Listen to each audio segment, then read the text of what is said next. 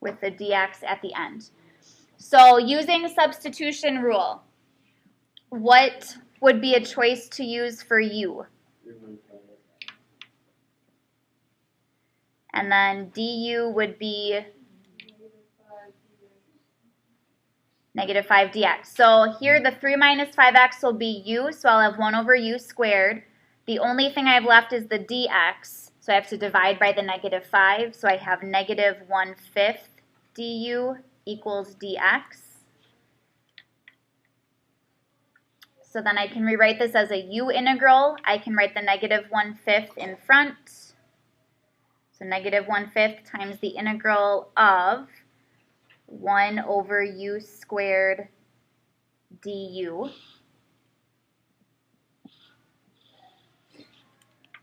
So then I have to find the antiderivative of 1 over u squared. So remember, when you have something like this, you have to rewrite it. Don't take the antiderivative of u squared and just leave it in the denominator. You have to write this as u to the negative second to find the antiderivative. So what would the antiderivative be? Negative 1 half. No, wouldn't it be negative 2u to the negative 3? Negative u to the negative 2. It's an angle. So yes, negative u, because you're adding 1 to the exponent, which would be negative 1. Reciprocal of negative 1 is still negative 1, so exponent is negative 1. I don't need a plus c because I do actually have limits of integration. So now what I'm going to do is rewrite this. So the negative 1/5 times the negative here, I can just write positive 1/5 in front. I'm going to write this as 1 over u. You could leave it as u to the negative first. I'm just going to write it this way. But then if I put this back in terms of x, so substitute the 3 minus 5x back in, I would have 1/5 times 1 over 3 minus 5x. And now that I've substituted x back in, I can evaluate this from 1 to 2. Okay, so Negative 1 over. I multiplied these two to cancel out the negative. So the 1 to 2, those are x values, so they can only be substituted in for x. So the first method of doing this is do exactly what we did yesterday, write it back in terms of x, and then substitute the values in. So now I'm going to leave the 1/5 out and just multiply 1/5 by what I get after I evaluate. So if I substitute in 2, I'm going to have 1 over 3 minus 10, so I would have negative 1/7. Minus, if I substitute in 1, I have 1 over 3 minus 5, and that's negative 1/2. And then, yeah, without a calculator, yeah, you'd need a common denominator. I'm going to cheat with my calculator, though. Cheating? Yep. So negative 1/7 minus negative 1/2 as a fraction is 5 over 14. That doesn't work. So it's 1/5 times 5 over 14, so it would just be 1/14. So remember, a definite integral, your answer should just be a number. Did it work? Yeah. Okay. Okay, are there questions on that method?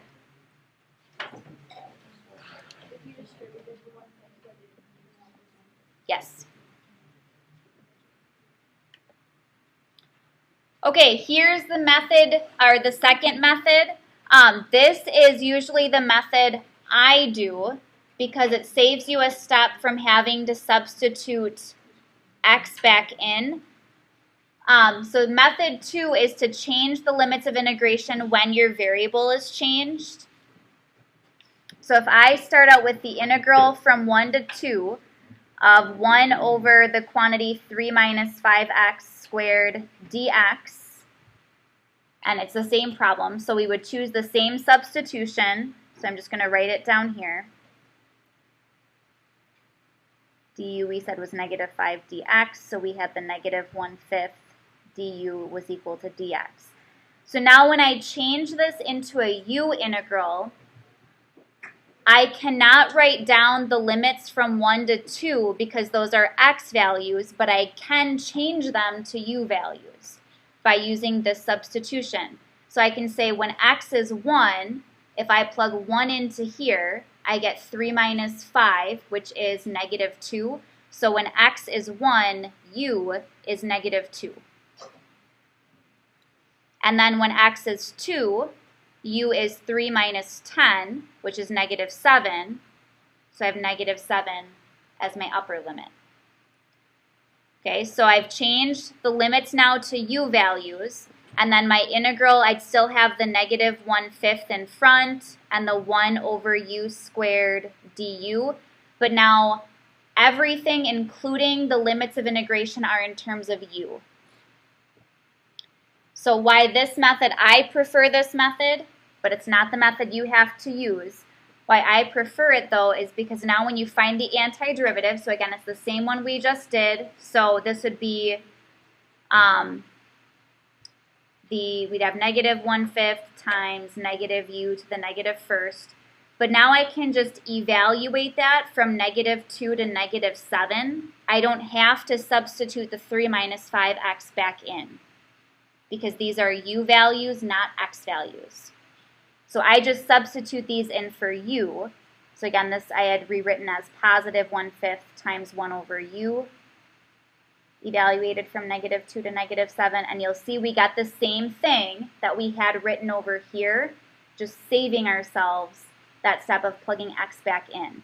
So we'd have 1/5 times, if I plug in negative 7, I have negative 1/7, minus plug in negative 2, I have negative 1/2. We're going to get the same answer of 1/14. But you can see how these steps are the same. We just got there quicker. Okay, so with practice, everything is important to practice. But what I see happen is students combine the two methods.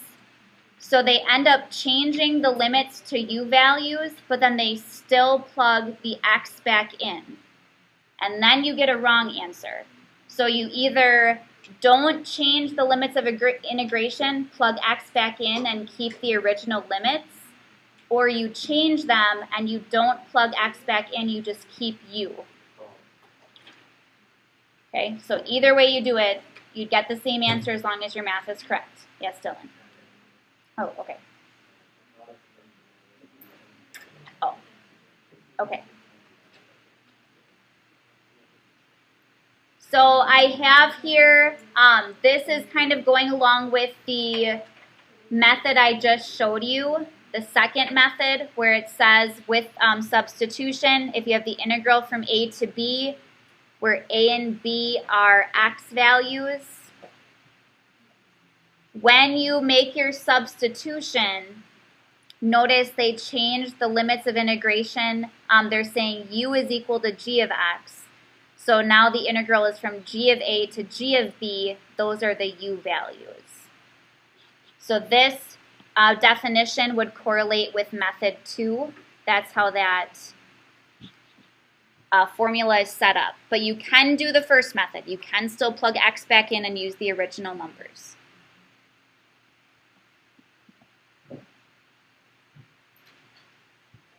So when I show examples in class, I'm going to show the method where you actually change the values to u values. I work through these using the second method. I think that's more efficient. Not that you have to do it that way. You could work through it the other way and just make sure you still get the right answer. But example 2, so here's just an example now having gone through both methods. We have the integral from 1 to e of natural log of x over x dx. So in looking at this, what would you choose? Since we don't have for natural log of x over x a specific antiderivative, what would you choose as u? Dylan? And again, try something. If it ends up not working, try something else. If u is natural log of x, what is du? Yep, 1 over x dx. Do we have that in our integral? We do, because this is the integral from 1 to e. If I split this fraction, it'd be natural log of x times 1 over x. And then I do have the dx. So I'm getting rid of natural log of x, that's u. 1 over x dx is now du, so I don't have to divide by anything. And then I'm going to change my limits when I rewrite this. So I now will have the integral from, if x is 1, u is the natural log of 1, which is what? 0. And then if x is e, u is the natural log of e, which is 1. So my integral is now from 0 to 1. And then I have replaced natural log of x with u, 1 over x dx with du. I have a much simpler integral than what I started with. So now find the antiderivative of u. Yep, 1/2 u squared. Evaluate that from 0 to 1. So if I plug in 1, 1 squared is 1, so that would just be 1/2. Plug in 0, that's just 0. 1/2 minus 0 is 1/2.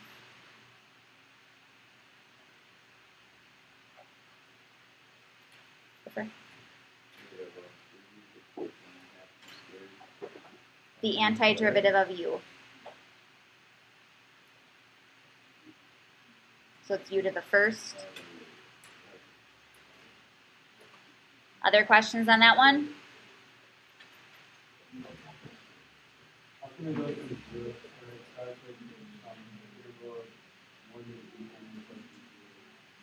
These are x values. These are u values. So when I change my variable to u, I substituted both of these in, since u is natural log of x, I substituted both of these into natural log to get the u values.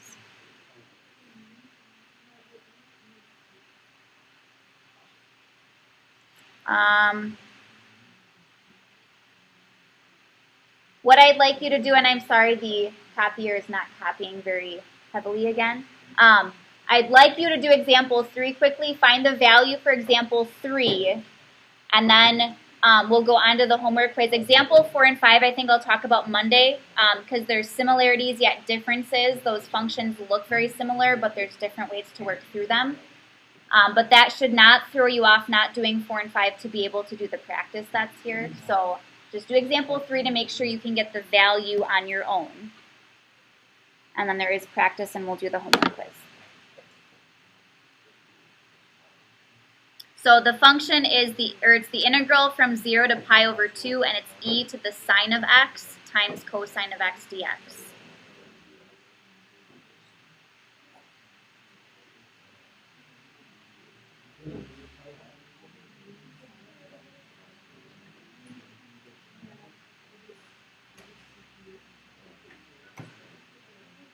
Oh, yeah.